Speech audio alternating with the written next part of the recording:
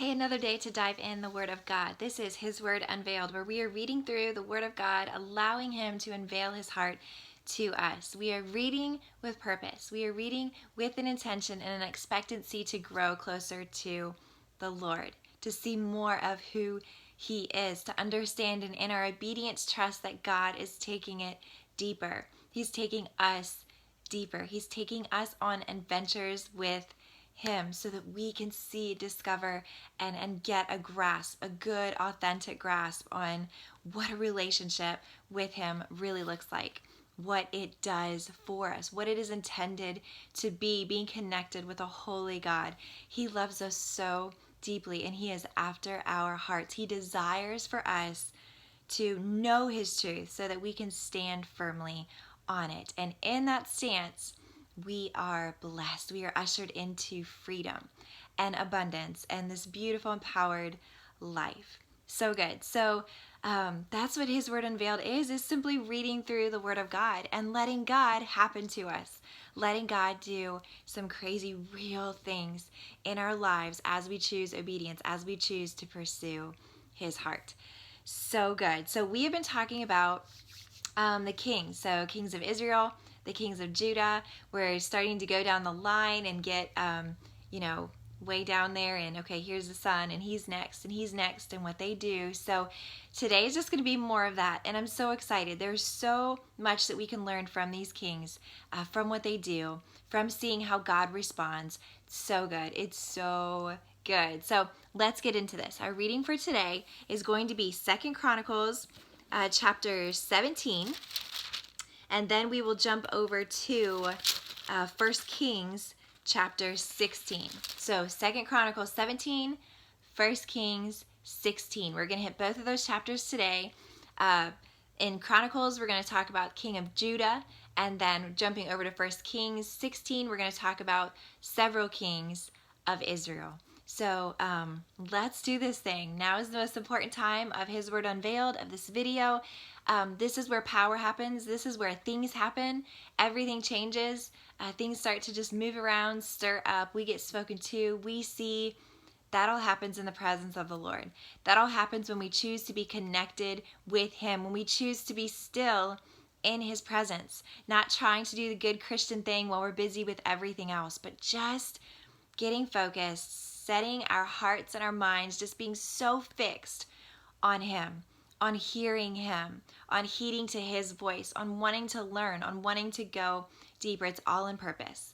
It's all going after Him for one purpose, to simply know Him, to glorify Him, to please Him, to understand that He is delighted when we choose this life, when we choose a life that's full of rest and purpose, full of His presence. So let's go at it. Hit pause and go read. Read this on your own with the Lord right by your side, speaking, whispering, giving you understanding, giving you wisdom, and taking it so much deeper for you, directly to you and to your situation that you're in now. That's what He does. That's the power of God's Word. It's not this only one source, like one element of power, and it just hits us all in the same way. It's no, God sees us. He sees us, and He's such a personal God. And as we read through the Word, I can get something completely out of it, completely different from what you get out of it, because the Lord speaks directly into our situation, directly into the season of life that we are in, directly into our struggles, directly into what we're doing right and what we need to improve on. That's what God does. That's why His Word is powerful and living and active, because as we read in that obedience and in that pursuit of the Lord, He shows up and He makes things happen, and He hits us right where we're at. He meets us right there, and He says, I got you. I love you. I want more for you. So let's do this. Get away, go sit in His presence, take your time and read these chapters. Highlight if you need to, make notes, stop after several verses and just pray, and just make sure you're focusing and you're listening in. Let's just let God have His way. So 2 Chronicles chapter 17, and then 1 Kings chapter 16. We're hitting both those chapters today. You go read. I'm praying. Here we go. Lord, we thank You for another day. We thank You for your breath in our lungs that gives us life, that brings us, giving us these opportunities to pursue you, giving us these opportunities to open up and read your word, to pray, to just live and move and breathe, empowered by you, empowered in and with you. Father, thank you for this life. Thank you for your word. Thank you for your truth that you so desire for us to see, because you know the result. You know what happens when we get in this word and we get in with purpose. You know what happens when we read this and we allow you to use what we read to change us, to stir things up within us, to grow us and develop us and bless us. Father, thank you for pouring out. Thank you for making yourself so available to us. Father, meet us here today. We love you and we're ready, and we desire for your presence to be here, surrounding us, consuming us, speaking to us. We want things to happen. We are in this for things to happen, eternal things to happen, things that will last, things that will stick, things that mean something. They hold so much purpose. Father, that's in you. So we invite you to come to be here with us, and we just want to let you happen. In Jesus' name, amen.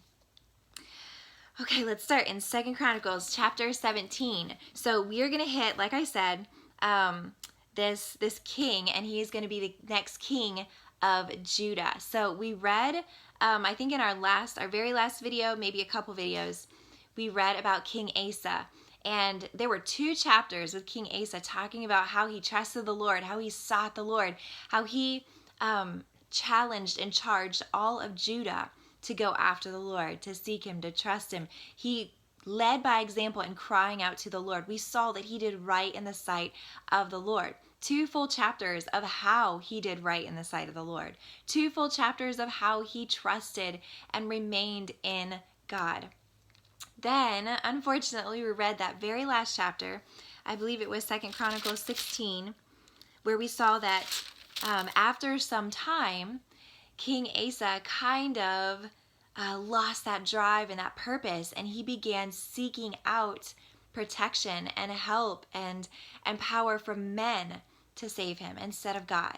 Instead of continuing to cry out to the Lord, instead of finishing well and seeking after him the way he started off his reign as king. Instead of doing that, he began seeking out after men. When he was attacked, he cried out to the king of Aram. And here, take this silver and gold and help me and save me and go against the enemy that's attacking me, instead of crying out to the Lord. And then we saw at the end of his life, his feet were diseased, and he sought after the physicians instead of seeking out his God. So we saw how that he just kind of fell. He just lost his fight. He just decided that he wasn't going to make it a daily pursuit anymore. And guys, it only takes a couple days of missing, a couple days of saying, I don't need to today. I'll get to it, another day. I'll read my word tomorrow, but I'm just going to break today. It's those moments where we make excuses, where we justify, where we think it's not a big deal, where we allow our emotions and what we're feeling to just take over, instead of saying, you know what, I'm going to seek him every day. I'm going to make sure that my mind is sharp, my heart is set.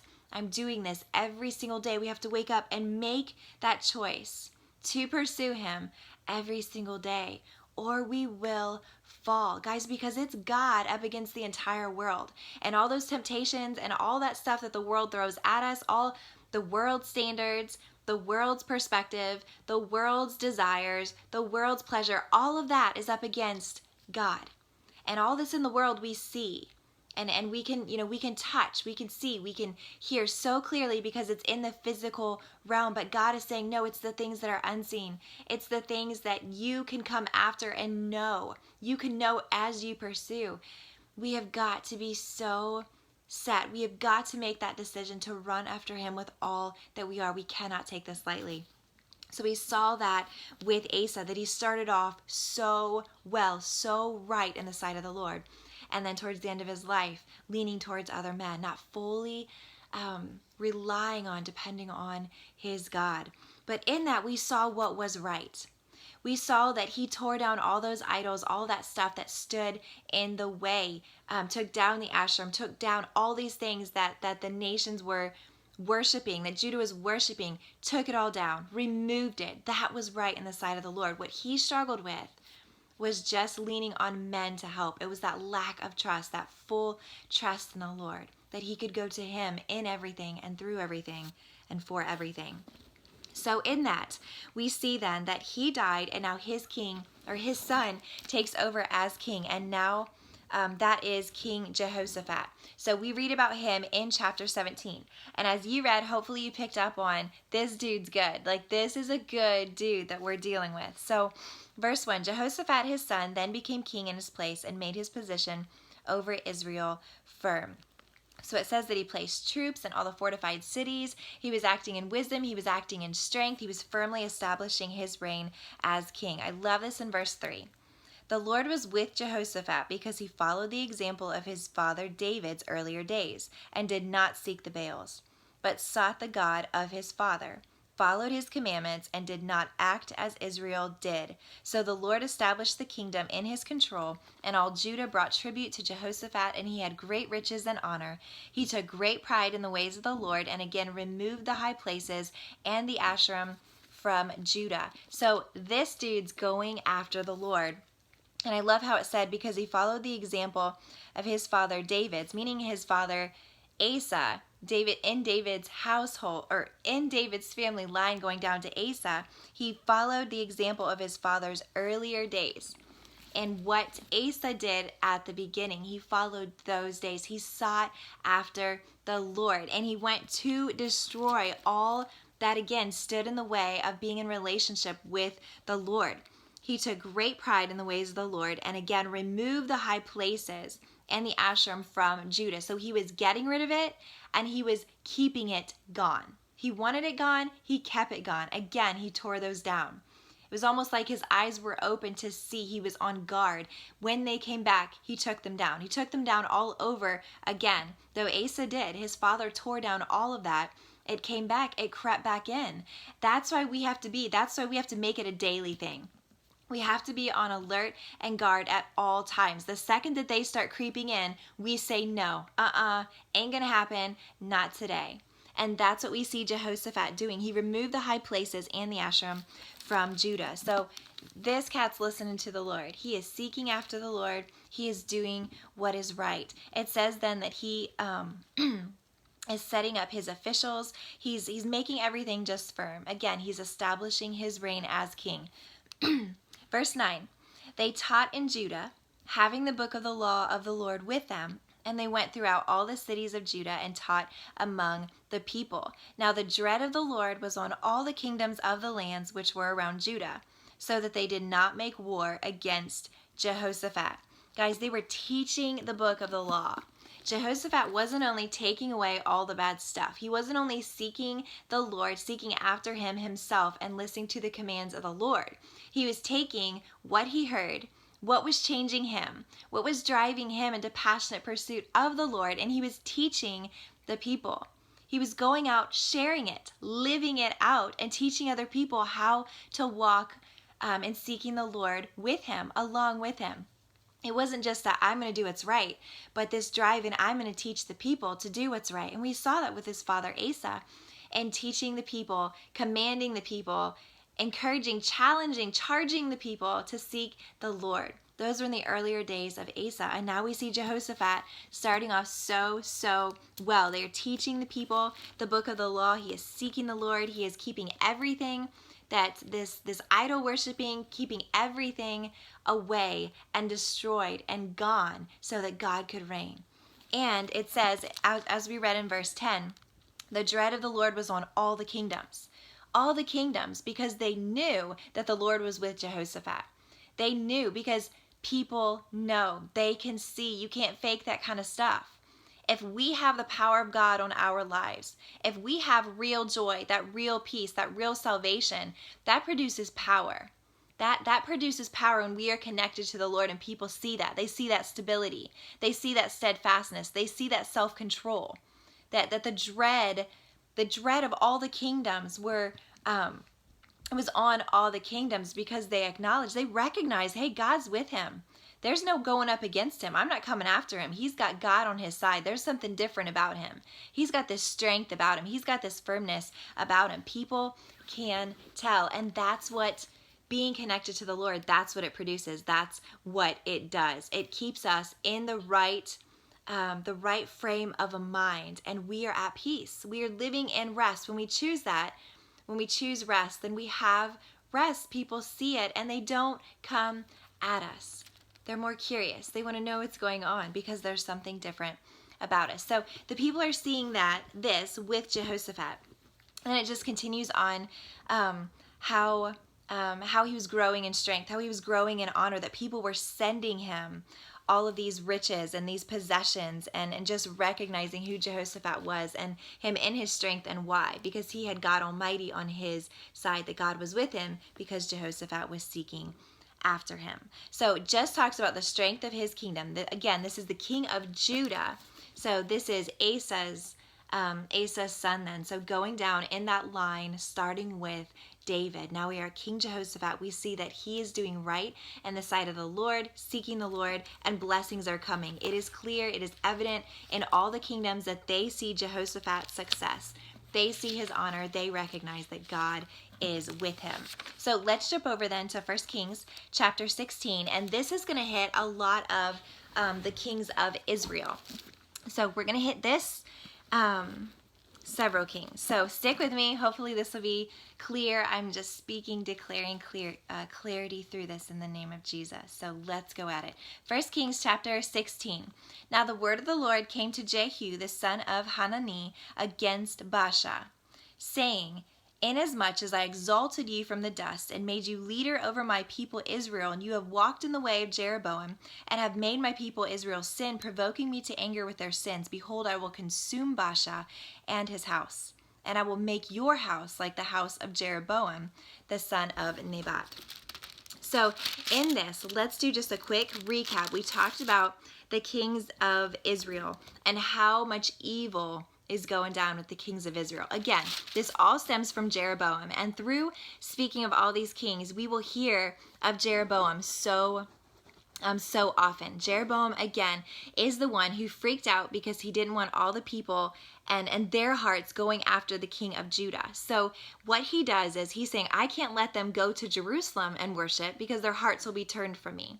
So he says, I'm going to make it convenient. I'm going to build up these altars. I'm going to give them a place to worship right here so they remain with me, so they like me, so they keep serving me. So out of that manipulation, out of that, hey, I'm going to make it convenient, easy, fun for them so that they stay. It's this manipulating them to stay while leading them into sin. So he built up those 2 golden calves, built up these high places for them to worship at, and he is leading all of Israel into doing this wickedness before the Lord, turning away from all of his commands. Jeroboam was evil, and we see this throughout the studying of the kings of Israel, that it all comes back to Jeroboam and his sins and what he did. So we saw Jeroboam, and then after Jeroboam, when he died, then we saw that his son Nadab was king. Then we saw Baasha. We talked about Baasha rising up and killing Nadab. So Baasha was this servant of Nadab, rose up, conspired against him, and murdered Nadab. So we had Jeroboam and Nadab in this family line. Baasha is just the servant, conspired against them, killed Nadab, which fulfilled the word of the Lord, which said that all of Jeroboam's household would be killed, would be destroyed. So that is where we left off, with Baasha being king. And now we see what we just read in that Jehu came and gave a word of the Lord against Baasha, saying, because he has walked in the ways of Jeroboam and have made my people Israel sin, provoking me to anger with their sins, that Baasha will be consumed. Baasha will be taken out, and his house, it said. I will consume Baasha and his house, and I will make your house like the house of Jeroboam. So the Lord gave a word against Jeroboam's house, and Baasha, that was fulfilled through him, through his evilness, that he killed Jeroboam's house. And now a word is coming against Baasha and saying, hey, because you did evil, you and your house will be destroyed like you destroyed Jeroboam's. So that was the word that was given to him. And spoke the same thing that was spoken against Jeroboam, as far as anyone of Baasha who dies in the city, the dogs will eat. And anyone of his who dies in the fields, the birds of the heavens will eat. That was the same word that was given to Jeroboam. So then we see that it jumps ahead so that we can get all these kings in line. But Baasha then dies, and his son is king next. This is Elah. His son became king in his place. Now, he is in Tirzah now. That is where Elah becomes king. We cannot forget this word that was given, that Baasha and his household would be destroyed as Jeroboam's was. So now we have Elah, the next king of Israel. Baasha to Elah, his son. Verse 7, moreover, the word of the Lord through the prophet Jehu, the son of Hanani, also came against Baasha and his household, both because of all the evil which he did in the sight of the Lord, provoking him to anger with the work of his hands and being like the house of Jeroboam, and because he struck it. So just bringing up again, hey, we're not going to forget this word, that there's this word against Baasha and his household. Now that King Elah is reigning, just this reminder in verse 7 of what was spoken. Verse 8, in the 26th year of Asa, king of Judah, Elah the son of Baasha became king over Israel at Tirzah. So again, we're at Tirzah. Elah is king. He became king when Asa was king. So this goes back. We just read about Jehoshaphat being the next king of Judah. But at this time frame, when this went down, Asa was still king. So now we have Elah being the king of Israel. Verse 9, here's where it gets a little Verse 9, his servant, all about these servants like turning against people. So Elah, King Elah, had a servant. His servant Zimri, commander of half his chariots, conspired against him. Now he was at Tirzah, drinking himself drunk in the house of Arza, who was over the household at Tirzah. Then Zimri went in and struck him and put him to death in the 27th year of Asa, king of Judah, and became king in his place. So here we have this last chapter. We had that Baasha came and killed the king of Israel. So Baasha murdered. In that murder, he became king. Then he had a son, and then Zimri, his servant, killed his son. So that murder came right back on his own head. So Zimri then murdered Elah. Now Zimri is king of Israel. So we have King Zimri of Israel, and at this time it was King Asa of Judah. Then in verse 11, and here's where the word of God is fulfilled again. It came about when he became king, as soon as he sat on his throne, that he killed all the household of Baasha. He did not leave a single male, neither of his relatives nor of his friends. Thus Zimri destroyed all the household of Baasha, according to the word of the Lord, which he spoke against Baasha through Jehu the prophet. So again, there's the word of the Lord. The Lord spoke it about Jeroboam. Baasha rose up in his wickedness, destroyed all of Jeroboam's household. Then we see that Baasha dies. He has a son. And then against his son, against Baasha's household, Zimri rises up, murders Elah, becomes king. And it says, as soon as he sat on his throne, he killed off the whole household of Baasha. Just like God had spoken that it would take place. Just as Jeroboam's whole household was killed, Baasha's whole household was killed because of the wickedness. Yet it keeps piling up, this wickedness and this evil that's done in Israel. Because now we have Zimri being this murderer, killed Elah and all of Baasha's house. And then we'll see the result of that sin, that it just keeps rolling on. It keeps going deeper. So, okay, all of Baasha's household then died, and it was because of the sins of Baasha, the sins of Elah, his son, because he was evil as well. These sins keep moving on down. They made Israel sin. So just saying, this was because of their sin. This was because they did evil in the sight of the Lord. This was coming to them.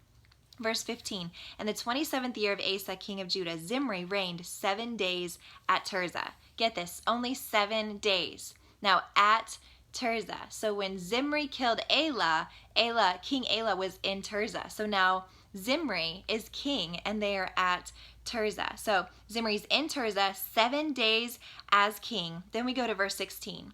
The people who were camped heard it, said, Zimri has conspired and also struck down the king. Therefore all Israel made Omri the commander of the army, king over Israel that day in the camp. This is like, there's so much drama in this. So we have Zimri being a murderer. He's king for 7 days. So the people catch word and they're like, he conspired against him. He's a murderer. He did this. He's an evil man. So then they grab a hold of this dude named Omri and they're like, hey, you be king over us. So they gather together. They make Omri king over them. And then we see over the 17. Then Omri and all Israel with him went up from Gibbethon and besieged Tirzah. So we have King Zimri at Tirzah. Everybody's freaking out because he's an evil man. So they grab Omri, they go together, they go up to Tirzah and they besiege it. They attack Zimri.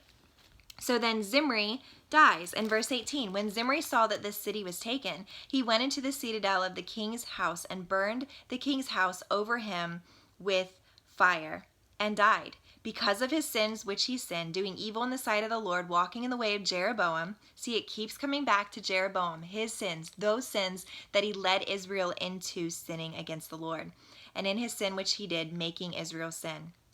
Verse 20, now the rest of the acts Zimri and his conspiracy which he carried out, are they not written in the book of Chronicles of the kings of Israel? Verse 21, then the people of Israel were divided into 2 parts. Half of the people followed Tibni, the son of Ginath, to make him king. The other half followed Omri. Okay, so we had King Zimri. We had people not liking King Zimri, so they grabbed Omri, made him king. So then we had Zimri and Omri.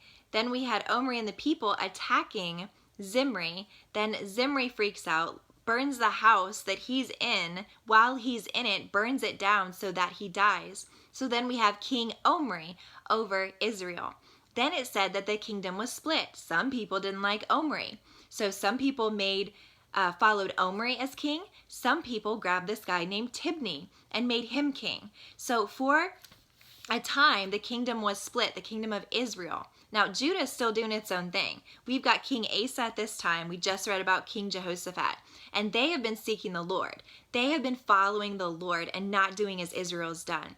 With Israel, we got a big hot mess over here. Everybody murdering each other, everybody having sons, doing evil in the sight of the Lord, all this conspiracy, all this saying, I don't like him, let's just make this guy king.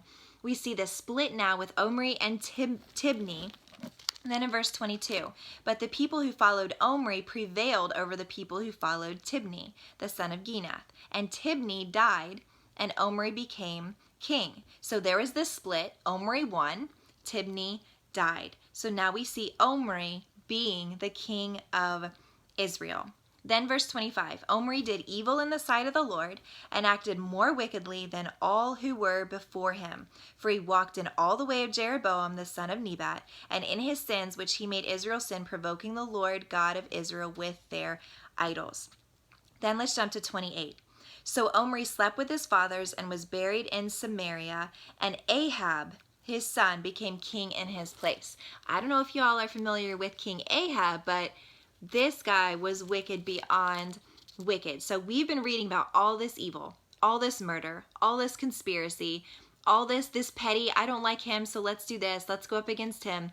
All this stuff that's wicked, that's evil. They're following after other gods. They're worshiping these idols. They're turning from the commands of the Lord. But now we have Ahab, and he's a whole other breed of evil. So continuing on, verse 29. Now Ahab, the son of Omri, became king over Israel in the 38th year of Asa, king of Judah. And Ahab, the son of Omri, reigned over Israel in Samaria 22 years. 22 years with such an evil king. And we're going to get more and more into this evil king in the next few chapters. But let's finish up with what we know about him now. Verse 30. Ahab, the son of Omri, did evil in the sight of the Lord more than all who were before him. It came about as though it had been a trivial thing for him to walk in the sins of Jeroboam the son of Nebat, that he married Jezebel, the daughter of Ethbaal, king of the Sidonians, and went to serve Baal and worshipped him. So he erected an altar for Baal in the house of Baal, which he built in Samaria. Ahab also made the Asherah. Thus Ahab did more to provoke the Lord God of Israel than all the kings of Israel who were before him. Guys, this is a huge deal. It says, as if it had been a trivial thing for him to walk in the sins of Jeroboam. All we've been hearing about is he walked in the way of Jeroboam. He led Israel into sin like Jeroboam. It all comes back to, hey, here's wicked. Here's the essence of wickedness is Jeroboam. Here he is. He started it up. He led the way. He continues to lead them into sin. We've been reading about Jeroboam. Now it says about Ahab that it was such a trivial thing to be like Jeroboam. Ahab went so much further, and he married this woman named Jezebel, which we will get into more of her story and how evil she was, and that he married her. So we have evil marrying evil. That is double evil. There is no shame, no anything. It's this pride, this arrogance, this all evil against the side of the Lord. And how sad, thinking back to how this all started, how the Lord had so much for Israel, how the Israelites were God's people, that God chose to be their king, to be around them, surrounding them, leading them into blessings, leading them into their promised land, leading them and giving them everything they could ever imagine. And now we see years and years later that King Ahab, this kind of man, this kind of evil and wickedness, is leading God's people, is leading those in Israel, that he now is the king of Israel, leading in such wickedness against the Lord. That's where we're at. This last verse I don't want to skip through because it's so important to pay attention to these verses and where and how it goes back. Verse 34, finishing up this chapter in our video today. In his days, Hiel the Bethelite built Jericho. He laid its foundations with the loss of Abiram, his firstborn, and set up its gates with the loss of his youngest son, Segub, according to the word of the Lord, which he spoke by Joshua, the son of Nun. This was spoken clear back in when Joshua came in and the walls of Jericho, that they crumbled, that they fell when they marched around the walls of Jericho. And what was spoken at that time was whoever rebuilt Jericho, whoever rebuilt these walls, would be with the loss of his firstborn and loss of his youngest son. That was spoken clear back in Joshua, and now we see, because what happens, we may hear word of the Lord and we may take it to heart, but after some time, we're kind of just desensitized to it. It kind of just goes away where we don't take it to heart anymore. Oh, yeah, we're good. It hasn't happened, so it's not going to happen. Let's just move on. And we drop our guard. But here we see years and years and years, hundreds of years later, we see this happening because what God speaks, what is spoken, what he gives, it's already been established. It will happen. And if God says, if it is spoken that when Jericho is rebuilt, it will be rebuilt by the loss of their firstborn, by the loss of their youngest, then that will happen. And we see that this man rebuilt those walls, and that very thing happened. What God says, it's true. It is established. It can't be undone. We have got to hold fast to the things God says and not forget. We must remember. We must walk in that truth and walk in that constant pursuit, continually seeking the Lord. Okay, such truth, such understanding, such insight on what's going on. That leaves us off with King Ahab, the king of Israel, doing evil and more evil than all the other kings before him. And we will get into what that evil entails, what that looks like in the next few videos. So we're going to hit it. We're going to see it. We're going to let God move in us in it. We're going to learn and grow. We are going to remain humble. We are going to receive conviction, and it's on. We're just letting God be. So thanks so much for joining me today. Love this, love learning, love this journey. There's so much in God's word, and the best is yet to come, because that's how it always is in relationship with the Lord. So keep growing with me. Keep walking this out with me. I love this. I love having people, battling truth out with and just pursuing God with that. This is such a treasure to be able to know God's word and live according to it. So Let's keep going after him together. So good. Thanks so much. I'll see you in my next video.